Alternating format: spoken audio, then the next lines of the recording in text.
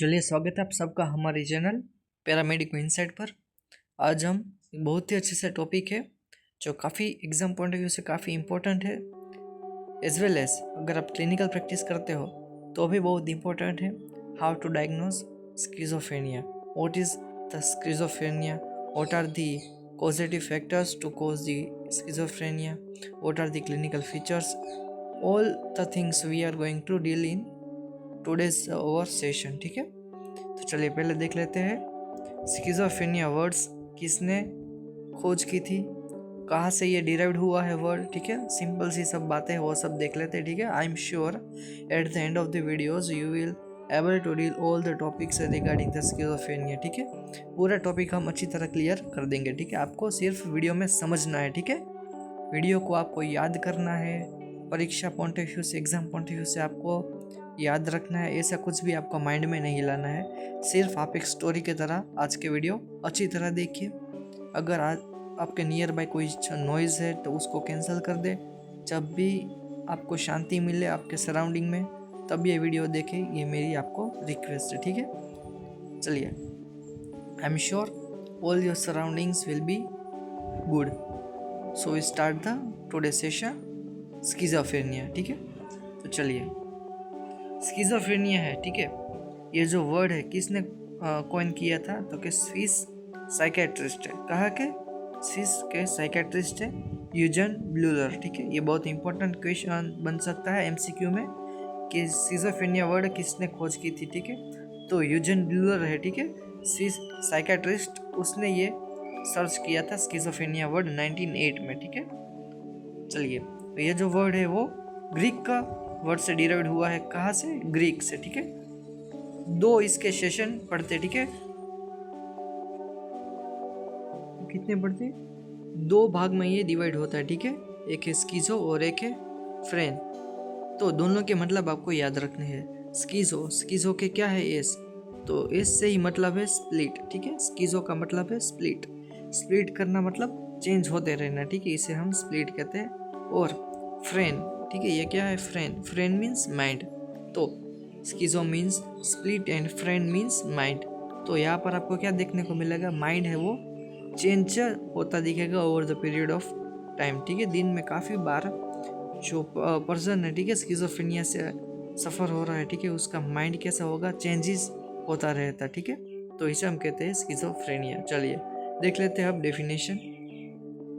चलिए, what is a definition? Okay, schizophrenia क्या है? क्रोनिक है। ठीक है, it is a chronic severe mental disorder है। ठीक है, सीवियर टाइप का ये मेंटल डिसऑर्डर है, characterise by disturbance in thought. ठीक है, डिस्टर्बेंस इन थॉट, इसे क्या कहते हैं हम? डिल्यूजन। ठीक है, फिर है परसेप्शन, तो परसेप्शन में भी क्या है? डिस्टर्बेंस, उसे कहते हैं हम हेलुसिनेशन। ठीक है, फिर है एंड बिहेवियर। ठीक है, बिहेवियर मीन्स डिसऑर्गेनाइज्ड बिहेवियर। ठीक है, तो ये क्या है? क्रोनिक सीवियर मेंटल डिसऑर्डर है, characterise by disturbance in thought, जिसे हम कहते हैं डिल्यूजन, फिर है डिस्टर्बेंस इन परसेप्शन, जिसे हम कहते हैं hallucination, and disturbance in behaviour, जिसे हम कहते हैं disorganise behaviour, which are associated with. ठीक है, क्या है? Which are associated with loss of emotional responsiveness and apathy. ठीक है, ये सब कैरेक्टराइज है। ठीक है, डिस्टर्बेंस इन थॉट है, फिर है परसेप्शन से और बिहेवियर, ये सब किसके साथ एसोसिएटेड दिखाई देता है? Emotional responsiveness and apathy. ठीक है, मीन्स पर्सन को कुछ भी इमोशनल जो एक्सपीरियंस है, ठीक है, वो नहीं होता है। ठीक है, इसमें क्या होता है? लॉस ऑफ इमोशनल एक्सपीरियंस, कुछ पता ही नहीं है किसे हैप्पी कहते हैं, सैडनेस क्या है, ठीक है, कुछ भी उसे पता नहीं होता है इस कंडीशन में। तो ये है स्किज़ोफ्रेनिया, बहुत ही सीवियर मेंटल डिसऑर्डर है। ठीक है, तो यहाँ पर डेफिनेशन बहुत अच्छी सी लैंग्वेज में आपको दी गई है। ठीक है, तो चलिए बढ़ते आगे तरफ। चलिए, यहाँ पर आपको जो भी चीज़ दिखाई दे वो आपकी बुक में नोट करें और स्क्रीनशॉट लेने की कोशिश करें। ठीक है, ताकि इसकी आप नोट बना सको और अच्छी तरह से लिख सको। चलिए फिर देख लेते हैं प्रिवेलेंस एंड इंसिडेंस। ठीक है, क्या है प्रिवेलेंस एंड इंसिडेंस? क्या है? According to the global burden of disease. ठीक है, एक स्टेटिस्टिकल डेटा दिया हुआ है आपको यहाँ पर।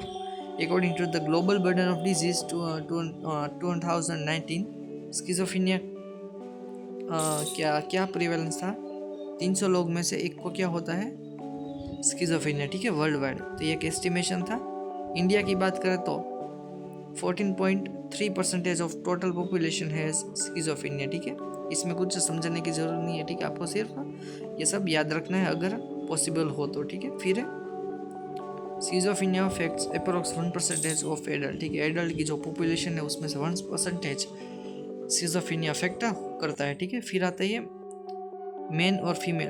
तो मेल है वो ज़्यादा अफेक्ट है फीमेल के मुताबिक, ठीक है, ज़्यादातर मेल में ये दिखने को मिलता है।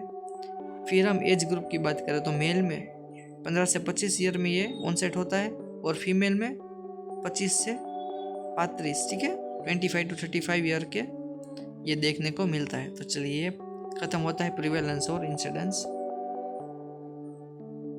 चलिए अब देख लेते हैं व्हाट इज इटियोलॉजिकल फैक्टर, ठीक है। तो एग्जैक्ट कॉज क्या है इसका, एग्जैक्ट कॉज इज अननोन, ठीक है, एग्जैक्ट कॉज इसका कुछ है नहीं, अननोन है। फिर आगे की तरफ बात करें तो मल्टीपल फैक्टर्स आर रिस्पॉन्सिबल, ठीक है। 3 फैक्टर हम देखेंगे, स्पेशली बायोलॉजिकल, साइकोसोशियल, ठीक है, इसे हम कहते हैं biopsychosocial factors to cause mental illness, ठीक है। चलिए पहला कोज है बायोलॉजिकल, उसमें देख लेते हैं क्या आता है। उसमें यहाँ पर है बायोकेमिकल थियरी, ठीक है। बायोकेमिकल थियरी क्या है, increase the dopamine at the post synaptic receptors, ठीक है। Also imbalance of serotonin, norepinephrine, GABA can also cause it, ठीक है। अगर डोपामाइन का लेवल पोस्ट साइनेप्टिक रिसेप्टर से, ठीक है, मीन्स ये क्या है, पहला रिसेप्टर है, ठीक है, प्री साइनेप्टिक, और ये है पोस्ट साइनेप्टिक। तो ये पोस्ट साइनेप्टिक रिसेप्टर है, ठीक है, उस जगह पर अगर डोपामाइन का लेवल बढ़ जाता है, ठीक है, इस जगह पर क्या होता है, डोपामाइन का लेवल बढ़ जाता है इस जगह पर, तो चांसेस है कि स्किज़ोफ्रेनिया हो सके, ठीक है। चलिए देख लेते क्या है, increase the dopamine level at the post synaptic receptor also as well as imbalance of serotonin है, नोरेपिनेफ्रिन, एपिनेफ्रिन है, गाबा है, ये सब कोज करते हैं स्किज़ोफ्रेनिया को, ठीक है।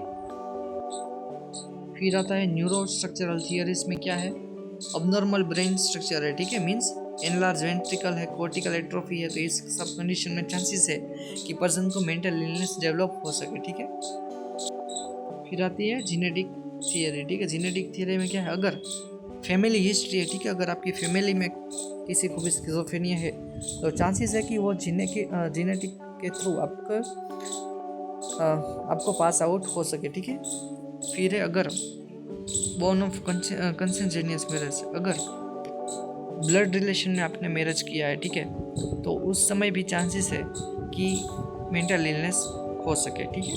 उसके बाद देख लेते हैं perinatal risk factor. Perinatal means antenatal, intranatal और पोस्टनेटल के टाइम पर अगर यह सब कंडीशन हो तो चांसेस है कि स्किज़ोफ्रेनिया डेवलप हो सके। उसमें है प्री एक्लेम्शिया है, जेस्टेशन डायबिटीज़ है, लो बर्थ वेट है, बर्थ कॉम्प्लिकेशन है, मैटरनल माल न्यूट्रिशन है, मैटरनल इन्फेक्शन है, तो इन सब में चांसेस है कि स्किज़ोफ्रेनिया डेवलप हो सके। फिर आती है साइकोलॉजिकल थियरीज, उसमें पहला है स्ट्रेस वल्नरेबिलिटी, ठीक है। अगर आपकी डे टू डे लाइफ में, ठीक है, किसी भी पर्सन की डे टू डे लाइफ में अगर स्ट्रेसफुल इवेंट है वो ज़्यादातर हो सकती है, ठीक है, मीन्स के वो पर्सन ज़्यादातर स्ट्रेसफुल इवेंट को इनकाउंटर करता है, मीन्स फेस करता है, तो चांसेस है कि उसकी कोपिंग मैकेनिज्म है वो डिस्टर्बेंस हो सके, जिसके कारण उसको काफ़ी सारी मेंटल इलनेस होने की चांसेस बढ़ सकते हैं, ठीक है। फिर आती है फैमिली थियरी। चलिए फैमिली थियरी में क्या है, ओवर प्रोटेक्टिव मदर है, ठीक है। ज़्यादातर हम देखने को मिलते हैं, अब अगर आप इंडियन फैमिली में देखें स्पेशली, तो जो पहला बच्चा होता है, ठीक है, उसको इतना ज़्यादा प्रोटेक्शन नहीं मिलता है as compare to the second child, ठीक है। ओवर प्रोटेक्टिवनेस होती है जब से जन्म होता है उसके टाइम से ही, स्कूलिंग ख़त्म नहीं होती है, कॉलेज ख़त्म नहीं होता, तब तक ओवर प्रोटेक्शन मिलता है ताकि वो बच्चा अपना पूरा डेवलप ना कर सके, ठीक है। वो बच्चा जब भी अगर स्ट्रेसफुल इवेंट का सामना करेगा अकेले, ठीक है, तो उस समय उसकी कोपिंग मैकेनिज्म है वो फंक्शन नहीं करेगी, ठीक है। The person is not able to cope with any stressful event, eventually they may develop the mental illness, ठीक है। ये ओवर प्रोटेक्टिवनेस से चांसेस है कि मेंटल इलनेस डेवलप हो सके। फिर है lack of real parents, means orphan है, ठीक है, मीन्स जो बच्चा है, ठीक है, उसके माता पिता नहीं है, तो उस टाइम पर पॉसिबिलिटी है कि उसको जो भी केयर गिवर है, ठीक है, वो उसको ज़्यादा अब्यूज़ करे, ठीक है, उसका एम्ब्रेसमेंट करे। इस सब कंडीशन में बच्चे में चांसेस है कि मेंटल इलनेस डेवलप हो सके। फिर है डिपेंडेंसी ऑन मदर, ये भी ओवर प्रोटेक्टिव मदर में ही ये सब इंक्लूड हो सकता है, ठीक है। फिर है डबल ब्लाइंड थियरी, ये मोस्ट इम्पोर्टेंट है, ठीक है। डबल ब्लाइंड थियरी है, इसमें क्या है, जो बच्चा है, ठीक है, वो तो अपनी फैमिली में ही है, लेकिन जो पेरेंट्स है वो एक समय पर 2 से ज़्यादा मैसेज कन्वे करते हैं जो कि ओपोजिट नेचर के हो। मीन्स एग्जाम्पल के साथ समझते हैं हम। तो आप इतना याद रखें कि एक बच्चा है, ठीक है, उसके पेरेंट्स है, ठीक, किसी ने मीन्स के पेरेंट के सिवा किसी और ने, मीन्स नेबर ने कहा है, क्या है, नेबर ने कहा है बच्चे को कि आपको ये काम करना है, ठीक है। उस समय पर मदर ने क्या कहा है कि ये काम कर देगा, ठीक है। फिर घर पे आने के समय मदर ने उसके बेटे को डांटा कि आपने ये काम क्यों किया, तो ये क्या हो गया, 2 ऑपोजिट आंसर हो गए, ठीक है, रिएक्शन हो गए। तो इस टाइम पर बच्चा है वो कंफ्यूज हो जाएगा, ठीक है। तो इस सब टाइम पर चांसेस है कि मेंटल इलनेस डेवलप हो सके, ठीक है। लास्ट में आती है सोशियो कल्चरल थियरी, ठीक है। पहले देखिए हमने बायोलॉजिकल, फिर साइकोलॉजिकल, आखिर में सोशियो कल्चरल। इसमें क्या, इकोनॉमिक स्टडीज़। तो स्टडीज़ में फाउंड होता है कि लो सोशियो इकोनॉमिक स्टेटस में काफ़ी चांसेस है मेंटल इलनेस होने के। फिर है सोशल मोबिलिटी, मीन्स माइग्रेंट्स। अगर कोई पर्सन है, ठीक है, वो एक कल्चर से दूसरे कल्चर में ट्रैवल होता है, ठीक है, लैंग्वेज में ट्रैवल होता है, तो उस समय में उसको काफ़ी सारे एडजस्टमेंट करने होते हैं। तो इस सब में चांसेस है कि person can cope with it और नॉट, तो डेवलप होने के चांसेस है मेंटल इलनेस, ठीक है। अब देख लेते हैं हम पैथोफिजियोलॉजी क्या है। तो पैथोफिजियोलॉजी में सिंपल सी बात है, न्यूरोकेमिकल अबनॉर्मलिटी, ठीक है, कॉमन है ये। Imbalance of dopamine, serotonin, norepinephrine है, फिर है ग्लूटामेट है, गाबा है, इस सब में अगर इम्बैलेंस होता है तो चांसेस है क्या होने के, स्किज़ोफ्रेनिया, ठीक है। तो ये सिंपल सी बात है, हमने बायोलॉजिकल थियरी में भी ये पढ़ा था, ठीक है। तो चलिए अब हम बात कर लेते हैं what is a 4 neural pathway, ठीक है। स्किज़ोफ्रेनिया की जब भी बात आती है तब क्लिनिकल फीचर्स उसके बहुत इंपॉर्टेंट है, ठीक है। क्लिनिकल फीचर्स में क्या आता है, पॉजिटिव है, नेगेटिव है, कोग्निटिव है, तो ये सब उसके क्लिनिकल फीचर्स है।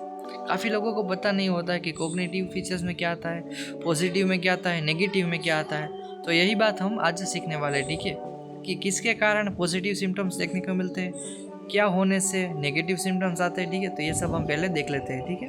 तो यहाँ पर 4 न्यूरल पाथवे, ठीक है, कितने हैं, 4 न्यूरल पाथवे है। उसमें पहला है मीजोलिम्बिक, मीजोकॉर्टिकल, ट्यूबरोफंडिबुलर एंड नाइग्रोस्ट्राइडल पाथवे। तो ये 4 आपको याद रखने हैं, स्पेशली जब आप कॉम्पिटिटिव की प्रिपरेशन करते हो तब ये याद रखना बहुत नेसेसरी है, ठीक है। तो चलिए पहले है मीजोलिम्बिक, हमने लाइन टू लाइन ही लिखा है ताकि आपको समझने में आसानी हो, ठीक है। तो पहला है, अगर यहाँ पर मेन रोल आता है डोपामाइन का, ठीक है। हमने पहले भी पढ़ा था कि डोपामाइन का लेवल पोस्ट साइनेप्टिक रीजन में अगर बढ़ जाता है तो उसे सिजोफ्रेनिया होता है, ये सिंपल सी बात है। तो डोपामाइन को आपके माइंड में अभी रखना है, ठीक है, समझने के लिए। क्या है, पहला है ओवर एक्टिविटी ऑफ डोपामाइन, ठीक है। अगर डोपामाइन की ओवर एक्टिविटी होती है कहाँ पर, मीजोलिम्बिक पाथवे पर। कहाँ, पहला हमने देखा था ना, मीजोलिम्बिक पाथवे, ठीक है।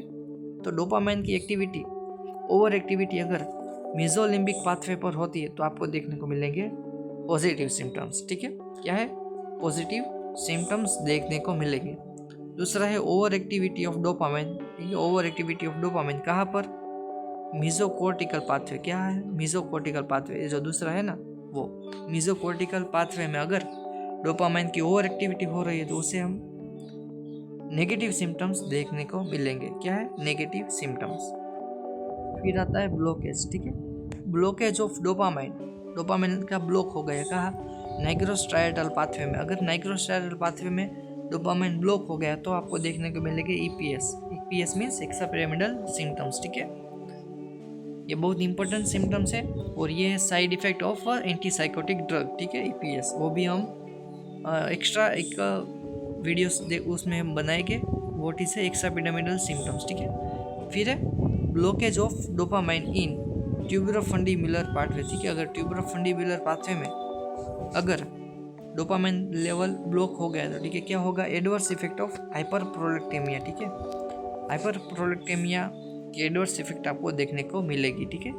ये दोनों हमने देखा, वो इम्पोर्टेंट बहुत नहीं है, लेकिन ये जो ऊपर के हमने जो देखे, ये जो दो डोपामाइन, मेसोलिम्बिक एंड मेसोकोर्टिकल, ये इंपॉर्टेंट है। ठीक है, कैसे पॉजिटिव सिम्टम्स आते हैं, कैसे नेगेटिव सिम्टम्स आते हैं, ये इंपॉर्टेंट है आपके लिए।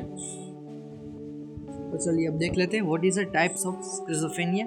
ये सेपरेट क्वेश्चन आ सकता है आपकी एग्जाम में, what is the type of schizophrenia, तो आसानी से सीख लेते हैं। चलिए पहला जो टाइप है वो है पैरानोइड स्किज़ोफ्रेनिया। पैरानोइड का मतलब होता है परसिक्यूशन। ठीक है, यहाँ पर पेशेंट को ऐसा लगता है कि कोई उसे मारना चाहता है, ये सीधी सी बात है। ठीक है, याद रखने के लिए पैरानोइड का मतलब है परसिक्यूशन, जिसमें पर्सन को लगता है, क्लाइंट को लगता है कि कोई उसे मारना चाहता है। ये टाइप 1 है पैरानोइड स्किज़ोफ्रेनिया। ठीक है, क्या है? It is a common form of schizophrenia characterised by one और मोर डिल्यूजन। ठीक है, delusion means disturbance in thought. Patient को लगता है कोई उसे मारना चाहता है। ठीक है, ये क्या है? एक बीमारी है थॉट की। ठीक है, विचार की बीमारी है। ठीक है, क्या देखने को मिलता है? वन और मोर डिल्यूजन देखने को मिलता है। फ्रीक्वेंट ऑडिटरी हेलुसिनेशन यहाँ पर आपको दिखाई देते हैं। ठीक है, पेशेंट को लगता है कि कोई बात कर रहा है, लेकिन हालांकि उस समय पर वहाँ पर कोई एक्टिव पार्टिसिपेशन होता ही नहीं है। ठीक है, पेशेंट को सिर्फ ऐसा लगता है कि कोई बात करता है, किसी की आवाज़ आती है। ठीक है, ये सब फीचर्स देखने को मिलता है। ठीक है, यहाँ पर जो स्पीच है, ठीक है, स्पीच है, इमोशंस है, वो अनअफेक्टेड रहते हैं। ठीक है, इसमें कुछ स्पीच में डिस्टर्बेंस या इमोशंस में डिस्टर्बेंस ज़्यादातर नहीं देखने को मिलता है। ठीक है, तो ये था पहला टाइप पैरानोइड स्किज़ोफ्रेनिया। ठीक है, तो चलिए दूसरा टाइप है हेबिफ्रेनिक और डिसऑर्गेनाइज्ड स्किज़ोफ्रेनिया। क्या है? हेबिफ्रेनिक और डिसऑर्गेनाइज्ड स्किज़ोफ्रेनिया। यहाँ पर क्या होता है? It is usually develops between 50 to 25 years में ज़्यादातर ये डेवलप होता है। ठीक है, उसमें प्रोमिनेंट कैरेक्टरिस्टिक्स मीन्स हम कह सकते हैं कि कार्डिनल साइंस क्या है। तो पहले टाइप में हमने पढ़ा था पैरानोइड, जिसमें स्पीच है, इमोशंस है, वो सब इन्वॉल्व नहीं होते हैं। ठीक है, लेकिन दूसरा टाइप है हेबिफ्रेनिक। यहाँ पर क्या होता है?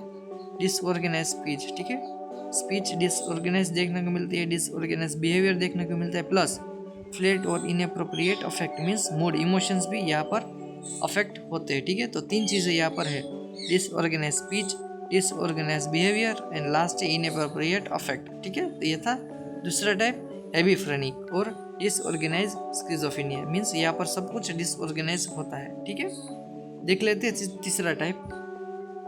अब यहाँ पर है केटाटोनिक स्किज़ोफ्रेनिया। क्या है? केटाटोनिक मीन्स, केटाटोनिक का मतलब ही होता है ऑकवर्ड पोजीशन। ठीक है, इनवॉलंटरी, ऐसे ही बैठा रहता है। ठीक है, मीन्स ऐसी मूवमेंट करता है या फिर ऐसी पोजीशन प्लेस करता है जो नॉर्मल इंसान नहीं करता। ठीक है, इसे हम कहते हैं catatonic schizophrenia. It is rare. ठीक है, क्या है? रेयर है, characterise by motoric immobility means catalepsy. इसमें क्या होता है? कोई पर्सन है, ठीक है, वो सीधी सी पोजीशन में, यानी कि हम बात करें तो हम कैसे चेयर पर बैठते हैं, ठीक है, अच्छी तरह से ऐसे ही बैठता है नॉर्मल पोजीशन में, लेकिन पीरियड ऑफ टाइम, ठीक है, 4, 5, 6 घंटे तक ऐसे ही बैठा रहता है, उससे हम कहते हैं केटालेप्सी। फिर आता है वैक्सी फ्लेक्सिबिलिटी। यहाँ पर क्या होती है? पोजीशन एक्वर्ड होती है। ठीक है, ऑकवर्ड पोजीशन में लॉन्गर पीरियड ऑफ टाइम अगर पर्सन बैठा है तो उसे हम कहते हैं वैक्सी फ्लेक्सिबिलिटी। फिर है स्टूपर मीन्स, स्टूपर का मतलब क्या होता है? बहुत इंपॉर्टेंट है ये स्टूपर। स्टूपर मीन्स पर्सन की आंखें खुली है, कॉन्शियस है, लेकिन कुछ रिस्पॉन्स नहीं करता है, तो उसे हम कहते हैं स्टूपर। ठीक है, ये एक इम्पोर्टेंट पॉइंट है। Excessive purposeless motor activity that is not influenced by external stimuli. ठीक है, बिना किसी रिस्पॉन्स के अगर ज़्यादातर एक्टिविटी करे, पर्पसलेस एक्टिविटी करे, तो ये सब केटाटोनिक है। ठीक है, ये सब क्या है? केटाटोनिक है। ये पॉइंट एक बहुत इंपॉर्टेंट है। Extreme negativism. ठीक है, रेजिस्टेंस टू ऑल इंस्ट्रक्शंस और maintenance of a rigid posture और म्यूटिज्म। ठीक है, ये स्टूपर के जैसा ही है, कुछ भी इंस्ट्रक्शन दो तो उसको आप फॉलो नहीं करता, नज़रअंदाज कर देता है। ठीक है, तो ये सब आता है नेगेटिविज्म में। ठीक है, कुछ भी रिस्पॉन्स ही नहीं है देता। फिर है peculiarities of voluntary movement means mannerism देखने को मिलता है। ठीक है, जो कि कैसा होता है? इनअप्रोप्रिएट मूवमेंट होती है। फिर आती है इकोलालिया एंड इकोप्रेक्सिया। ठीक है, क्या है इकोलालिया एंड इकोप्रेक्सिया? ये आपको मुझे कमेंट करना है कि इकोलालिया क्या है और इकोप्रेक्सिया क्या है। बहुत इंपॉर्टेंट टर्म है, डेफिनेशन में डिफाइन द टर्म में ये आ सकती है। ठीक है, चौथा टाइप है अनडिफरेंशिएटेड स्किज़ोफ्रेनिया। ठीक है, तो हमने पहला देखा था पैरानोइड, दूसरा स्किज़ोफ्रेनिया देखा था हेबीफ्रेनिक और तीसरा था केटाटोनिक। तो इन तीनों स्किज़ोफ्रेनिया की कैरेक्टरिस्टिक्स अगर आपको एक ही पेशेंट में देखने को मिलती है, ठीक है, आगे की तीनों क्लासिफिकेशन की मीन्स के आगे के तीनों टाइप की जो फीचर्स है वो एक ही पेशेंट में आपको देखने को मिलते हैं, तो उसे हम कहते हैं undifferentiated. Means some characteristics of paranoid, सब हेबीफ्रेनिक और सम केटाटोनिक, जिसे हम कहते हैं अनडिफरेंशिएटेड। ठीक है, क्या है, डिल्यूजन देखने को मिलता है, हेल्यूसिनेशन है, डिसऑर्गेनाइज थॉट है, स्पीच है, बिहेवियर है, केटाटोनिक बिहेवियर है, ये सब। ठीक है, ये आता है अनडिफरेंशिएटेड स्किज़ोफ्रेनिया में। चलिए अब देख लेते हैं पांचवा टाइप, सिंपल स्किज़ोफ्रेनिया। सिंपल सबको याद रखना है, नेगेटिव सिम्टम्स। ठीक है, हमने देखा था पैथोफिजियोलॉजी में अगर डोपामाइन का लेवल मेसोकॉर्टिकल पाथवे में जाता है, ठीक है, अगर ओवर एक्टिविटी ऑफ डोपामाइन हो रही है मेसोकॉर्टिकल पाथवे में, तो आपको नेगेटिव सिम्टम्स देखने को मिलेंगे। तो यहाँ पर यही बात है, सिंपल स्किज़ोफ्रेनिया में आपको नेगेटिव सिम्टम्स देखने को मिलेंगे। नेगेटिव सिम्टम्स क्या क्या है, लॉस ऑफ ड्राइव है, इंटरेस्ट है, एमलेस है, मीन्स कुछ पर्पज ही नहीं है, फिर है सेल्फ एब्जॉर्ब एटीट्यूड है, सोशल विड्रॉवल है, मीन्स सब चीज़ों में से वो विड्रॉ हो जाता है। ठीक है, कुछ में इंटरेस्ट नहीं लेता है, बात करने की ज़्यादा कोशिश नहीं करता, तो ये सब है नेगेटिव सिम्टम्स। ठीक है, यहाँ पर पॉजिटिव सिम्टम्स आपको रेयर ही देखने को मिलेंगे, ठीक है, या तो फिर नहीं देखने को मिलेंगे। छठवा टाइप है रेसिड्यूअल स्किज़ोफ्रेनिया। ठीक है, रेसिड्यूअल स्किज़ोफ्रेनिया मीन्स पेशेंट को पास्ट में था साइकोटिक डिसऑर्डर। ठीक है, क्या था, साइकोटिक डिसऑर्डर, उसकी ट्रीटमेंट शुरू थी। ठीक है, अब सिर्फ उसको नेगेटिव सिम्टम्स प्रेजेंट है। ठीक है, क्या प्रेजेंट है, नेगेटिव सिम्टम्स, साथ ही साथ डिसऑर्गेनाइज केटाटोनिक बिहेवियर है। तो ये सब आता है रेसिड्यूअल स्किज़ोफ्रेनिया में। ठीक है, नेगेटिव सिम्टम्स हमने सिंपल स्किज़ोफ्रेनिया में देखे। ठीक है, वही सब आपको मेंशन करने हैं। ठीक है, चलिए, तो ये है रेसिड्यूअल स्किज़ोफ्रेनिया। चलिए अब देख लेते हैं सातवां टाइप है पोस्ट स्किज़ोफ्रेनिक डिप्रेशन। यहाँ पर क्या होता है, पेशेंट को ट्रीटमेंट ऑनगोइंग है। ठीक है, ऑनगोइंग ट्रीटमेंट के साथ अगर डिप्रेशन के सिम्टम्स यहाँ पर देखने को मिलते हैं, मीन्स परसिस्टेंट सैडनेस है, होपलेसनेस है, वर्थलेसनेस है, ये सब आपको यहाँ पर अगर दिखाई देता है तो ये होता है पोस्ट स्किज़ोफ्रेनिक डिप्रेशन। ठीक है, ये काफ़ी डेंजर है, पेशेंट सुसाइड के भी चांसेस यहाँ पर बढ़ जाते हैं। ठीक है, ये है आठवां टाइप है स्किज़ोफ्रेनिक फ्रॉम डिसऑर्डर। ठीक है, स्किज़ोफ्रेनिक फ्रॉम डिसऑर्डर, यहाँ पर क्या है, person having symptoms similar to the schizophrenia for less than 6 month. ठीक है, पर्सन को क्या आता है, स्किज़ोफ्रेनिया के रिलेटेड सिम्टम्स देखने को मिलते हैं 6 मंथ से कम। ठीक है, इसकी ड्यूरेशन क्या होती है, 6 मंथ से कम, जिसे हम स्किज़ोफ्रेनिया को डायग्नोस में कैटेगरी में नहीं डाल सकते। अगर सिम्टम्स मोर देन 6 मंथ है, ठीक है, सिम्टम्स क्या है, मोर देन 6 मंथ हो जाते हैं, तो we will classify as a schizophrenia. ठीक है, इसे हम कहते हैं स्किज़ोफ्रेनिक फ्रॉम डिसऑर्डर।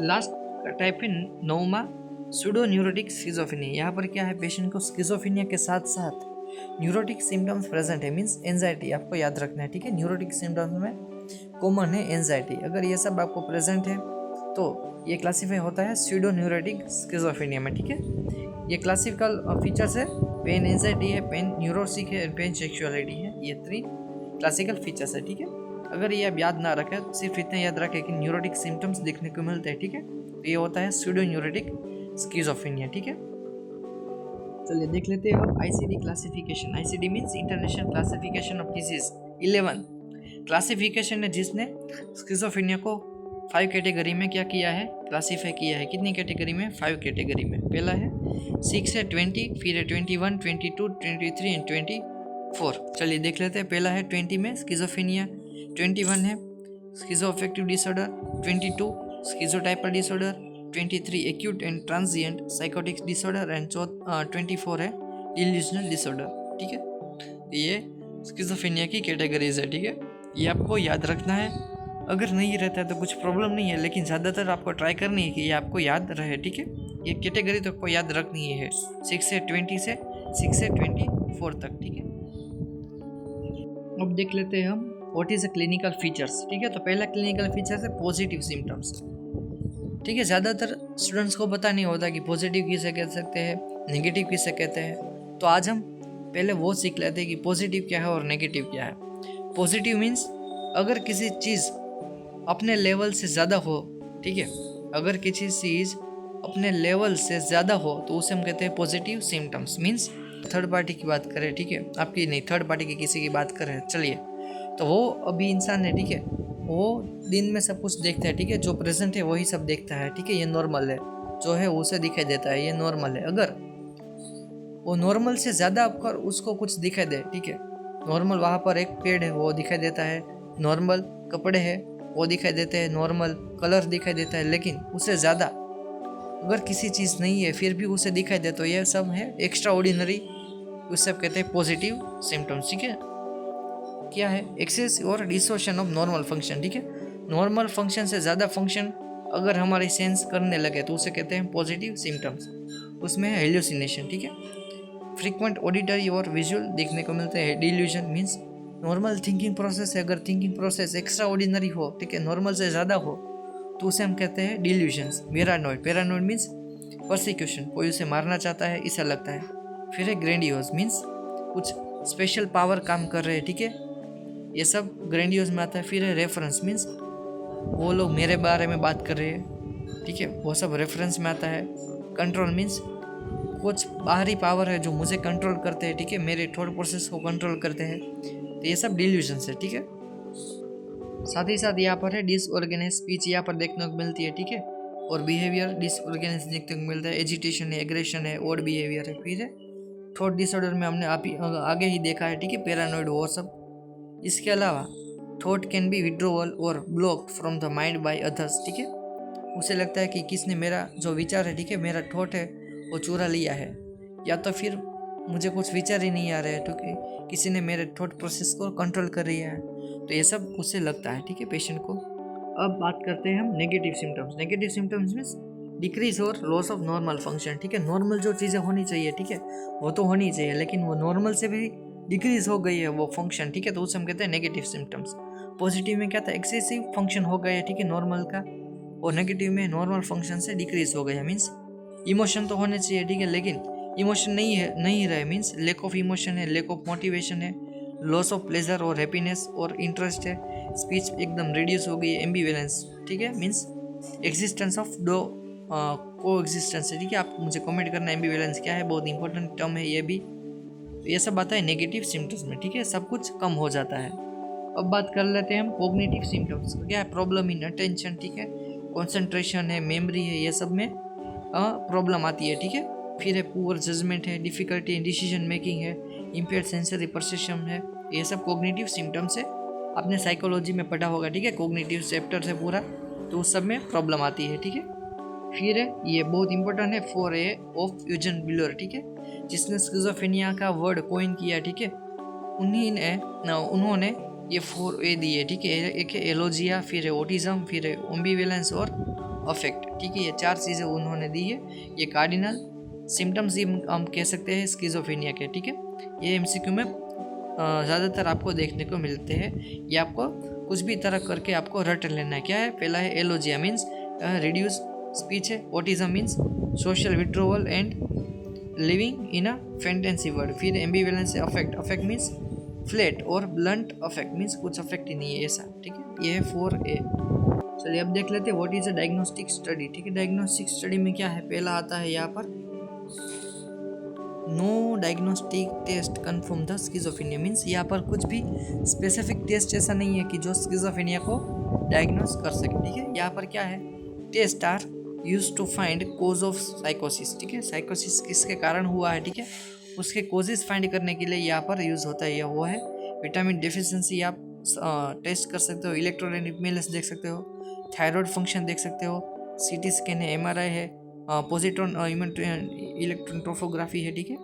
इस सब से आपको रूट कोज क्या है, ठीक है, ये सब सिम्टम्स आने के वो सब आपको पता चल सकते हैं, ठीक है।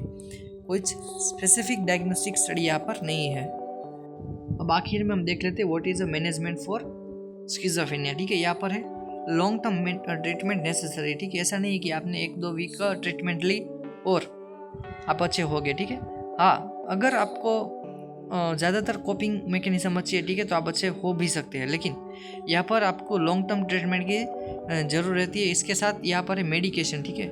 मेडिकेशन के साथ साथ साइको सोशल थेरापीज, ठीक है, कॉम्बिनेशन थेरेपी आपको यहाँ पर यूज़ करनी रहेगी, ठीक है। पहला है मेडिकेशन उसके साथ साथ है साइको सोशल थेरापीज, ठीक है। मेडिकेशन एंड थेरापीज आपको कंबाइन यूज़ करनी है। फार्मेकोलॉजी मैनेजमेंट में है एटिपिकल एंटीसाइकोटिक्स, ठीक है। क्या देना है आपको एटिपिकल एंटीसाइकोटिक्स से। ऑल्सो आप मूड स्टेबिलाइजर भी यहाँ पर यूज़ कर सकते हो, ठीक है। एंटी डिप्रेशन भी यूज़ कर सकते हो। चलिए उसमें एग्जांपल है क्लोजापाइन है, ओलानज़ेपाइन है, रेस्पेरिडोन, ठीक है। ये सब है एंटीसाइकोटिक ड्रग है। साथ ही साथ we will try to make और वीडियो इन एंटीसाइकोटिक, ठीक है, एंटी डिप्रेशन, उस सब में हम स्पेसिफिक वीडियो बनाने की ट्राई करेंगे, ठीक है। फिर हमने बात की थी मेडिकेशन के साथ आप अलग से अल्टरनेटिव थेरापीज भी प्रोवाइड कर सकते हो। उसमें है इलेक्ट्रो कन्वल्सिव थेरापी, ECT, ठीक है। अगर ड्रग रेजिस्टेंस पेशेंट है, ठीक है, अगर पेशेंट विथ केटाटोनिया है, अगर सुसाइडल बिहेवियर है, तो इस सब इंडिकेशन में आप इलेक्ट्रो कन्वल्सिव थेरापी उसको प्रोवाइड कर सकते हो। फिर आप यहाँ पर साइको सोशल थेरापीज भी प्रोवाइड कर सकते हो, ठीक है। ग्रुप थेरापी है, family therapy, behavioural therapy, cognitive therapy है, साइको सोशल रिहेबिलिटेशन, ये सब प्रोवाइड आप कर सकते हो, ठीक है। तो यहाँ पर हमारा स्किज़ोफ्रेनिया है, ठीक है, वो पूरा का पूरा कंप्लीट हो गया है, ठीक है। 10 से 15 मार्क में ये ये आस्क होता है आपकी एग्जाम में, तो आपको ये पूरा का पूरा राइट डाउन कर देना है, ठीक है। बिल्कुल आसानी से हमने सीख लिया है। अगर कुछ भी कन्फ्यूजन हो तो उसकी आप कमेंट करें, वीडियो 1 से 2 बार अच्छी तरह देखें, आपको डेफिनेटली सब कुछ पता चल जाएगा, ठीक है। हमने बहुत डीप में ये वीडियो देखा है, बहुत डीप में वीडियो समझा है, ठीक है। पूरा सेशन आपको यहाँ पर कंप्लीट कर दिया है। अगर वीडियो आपको अच्छा लगा तो वीडियो को लाइक कीजिए, शेयर कीजिए, कुछ ना कुछ कमेंट ज़रूर कीजिए। अगर आप चैनल पर नए हो तो चैनल को सब्सक्राइब कर दीजिए, पास वाले बेल आइकन को प्रेस कीजिए और उसमें ऑल को सिलेक्ट कीजिए, ताकि आने वाली हर वीडियो की नोटिफिकेशन आपको सबसे पहले मिल सके और वीडियो आप अच्छे से देख सके और सीख सके, ठीक है। साथ ही साथ हमने वीडियो के डिस्क्रिप्शन में या व्हाट्सअप लिंक दी हुई है, ठीक है, उसमें आप ज्वाइन हो सके। हमारा ग्रुप है, ठीक है। ज़्यादा से ज़्यादा हम ट्राई करेंगे कि सब लोग एक ग्रुप में हो सके और अच्छी से अच्छी चीज़ें हो उसमें हम शेयर कर सके, ताकि सबको काम लगे, ठीक है। तो चलिए मिलते हैं नई वीडियो के साथ।